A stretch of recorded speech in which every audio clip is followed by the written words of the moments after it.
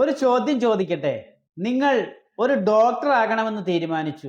ഇവിടെ നമ്മുടെ ബ്രെയിൻ എങ്ങനെയാണ് ഒരു തീരുമാനമെടുക്കുന്നതെന്ന് നിങ്ങൾ ചിന്തിച്ചിട്ടുണ്ടോ?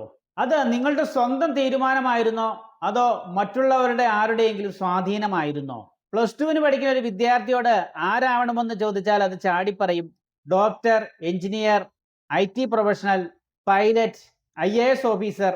പക്ഷേ വീണ്ടും ഒന്നുകൂടി ചോദിച്ചാൽ എന്തുകൊണ്ട് ഈ ഒരു കരിയർ തിരഞ്ഞെടുക്കുന്നുവെന്ന് ചോദിച്ചാൽ അവിടെ നിശബ്ദമാവുകയാണ് ചെയ്യുന്നത്. കാരണം നമ്മൾ കരിയർ തിരഞ്ഞെടുക്കുന്നത് പലപ്പോഴും നമ്മളുടെ മനസ്സ് പറയുന്നത് കൊണ്ടായിരിക്കില്ല. നമ്മുടെ സുഹൃത്തുക്കൾ പറയുന്നത് കൊണ്ടോ, നമ്മുടെ വീട്ടുകാർ പറയുന്നത് കൊണ്ടോ, അല്ലെങ്കിൽ സമൂഹം അതാണ് നല്ല കരിയർ എന്നുള്ള ഒരു ധാരണ നമ്മുടെ മനസ്സിൽ മുൻകൂട്ടി തീരുമാനിപ്പിച്ചു വച്ചത് കൊണ്ടായിരിക്കാം. നമ്മുടെ ബ്രെയിൻ യഥാർത്ഥത്തിൽ ഒരു കരിയർ തീരുമാനിക്കുമ്പോൾ ഒറ്റ കാര്യം നോക്കിയല്ല തീരുമാനിക്കുന്നത്. പ്രധാനപ്പെട്ട 5 കാര്യങ്ങളിലൂടെ കടന്നുപോയിട്ടായിരിക്കും ഒരു കരിയർ ഡിസിഷനിലേക്ക് എത്തുന്നത്. ഒന്നാമത്തേത് ഇൻട്രസ്റ്റ്, എനിക്ക് ഏതാണ് ഇഷ്ടം എന്നുള്ളത്. രണ്ടാമത് ആപ്റ്റിറ്റ്യൂഡ്, എനിക്ക് സ്വന്തമായി എന്താണ് ചെയ്യാൻ കഴിയുന്നത് എന്നുള്ളത്. മൂന്നാമത്തേത് പേഴ്സണാലിറ്റി, ഞാൻ എങ്ങനെയുള്ള വ്യക്തിയാണ് എന്നുള്ളത്.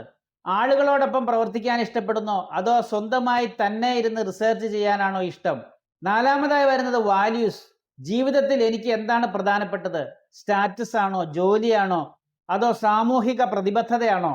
അഞ്ചാമതായി വരുന്നത് എൻവയോൺമെന്റ്, അതായത് എനിക്ക് ജോലി ചെയ്യാൻ ഇഷ്ടമായ സാഹചര്യം.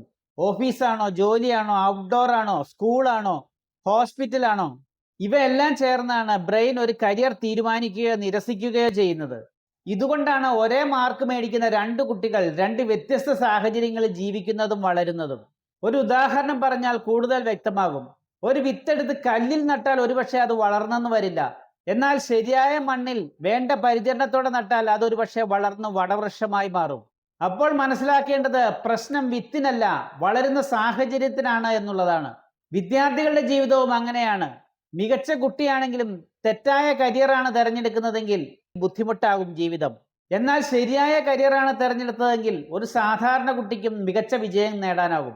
അതിനാൽ ഒരു കരിയർ തിരഞ്ഞെടുക്കുന്നതിന് മുമ്പ് കോഴ്സ് അന്വേഷിക്കുകയല്ല ആദ്യം ചെയ്യേണ്ടത്, ക്ലാരിറ്റി വരുത്തുകയാണ് ചെയ്യേണ്ടത്. ഒരു കരിയർ ആരംഭിക്കുന്നതിന് മുമ്പ് പ്രൈമറി സ്റ്റെപ്പായി സെൽഫ് അവയർനെസ്സിൽ നിന്ന് തുടങ്ങാം. അവിടെയാണ് യഥാർത്ഥ കരിയറിന്റെ ഉത്ഭവം സ്ഥിതി ചെയ്യുന്നത്. ഈ വീഡിയോ പ്ലസ് 2 വിദ്യാർത്ഥികൾക്കും അവരുടെ മാതാപിതാക്കൾക്കുമായി ഷെയർ ചെയ്തോളൂ. നാളത്തെ വീഡിയോയിൽ നമുക്ക് പരിശോധിക്കാം ഇൻട്രസ്റ്റ് എന്നാൽ യഥാർത്ഥത്തിൽ എന്താണ്. ഇന്നത്തെ വീഡിയോ ഇഷ്ടപ്പെട്ടാൽ ഷെയർ ചെയ്യാനും ലൈക്ക് ചെയ്യാനും സബ്സ്ക്രൈബ് ചെയ്യാനും മടിക്കരുത്. നിങ്ങളുടെ പ്രതികരണങ്ങളാണ് എൻ്റെ മോട്ടിവേഷൻ. താങ്ക്